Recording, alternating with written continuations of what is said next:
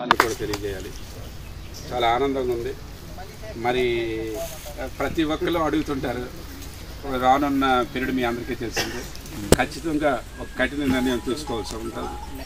ఆ నిర్ణయానికి మీరందరూ కట్టుబడి కూడా ఉంటారని నాకు ప్రగాఢ విశ్వాసం. ఆ నిర్ణయం చెప్పే సమయం వచ్చేటప్పుడు అందరికీ చెప్తాను, ఖచ్చితంగా ఐక్యమత్యంతో మనం విజయం సాధించవలసిన అవసరం ఉంది. మనం ఒక నిర్ణయం తీసుకుంటే ఆ నిర్ణయానికి ఎంతటి వాడైనా తలదించాల్సిందే. గతంలో 2019లో మనం ఒక నిర్ణయం తీసుకున్నాం, నమ్మాం, కష్టపడ్డాం, మనం ఏంటో చూపించాం, మన నమ్మకం ఏంటో చూపించాం, మన అభిమానం ఏంటో చూపించాం, మన కష్టం ఏంటో చూపించాం.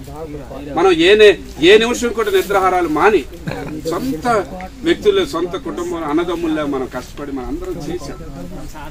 ఏ మాత్రం గౌరవం ఉంచుకోలేదు. మనం ఇచ్చినటువంటి అభిమానాన్ని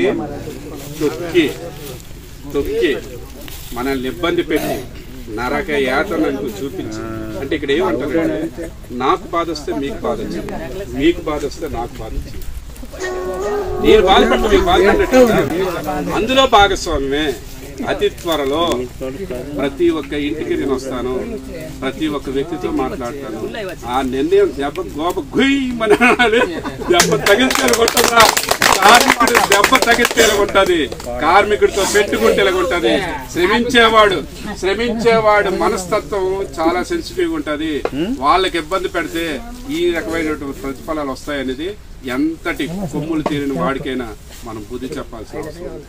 మనం పెంచి పోషించాం, మనం వృక్షాన్ని చిన్న మొక్క వేసాం, వృక్షంలో తయారు చేస్తాం. ఆ వృక్షం మనకే చంపేయాలని చూస్తుంది, మనకే విశ్వవాయువు ఇవ్వాలనుకుంటే మనం ఎందుకుంటాం? వృక్షాన్ని వేలుతో పాటు తీసి పడేసేవలసిన అవసరం ఉంటుంది. చాలా మందికి అర్థమైపోయి ఉంటుంది. అది ఎలా చెప్పాలో ఆ విధంగా దగ్గరలో నేను చెప్తాను. కొన్ని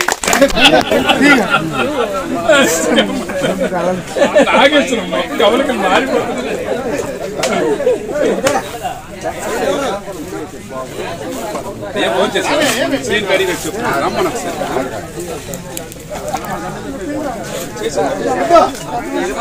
ఎట్టి పరిస్థితి ఒక నిర్ణయం గట్టిగా మనం అందరం పనిచేస్తాం.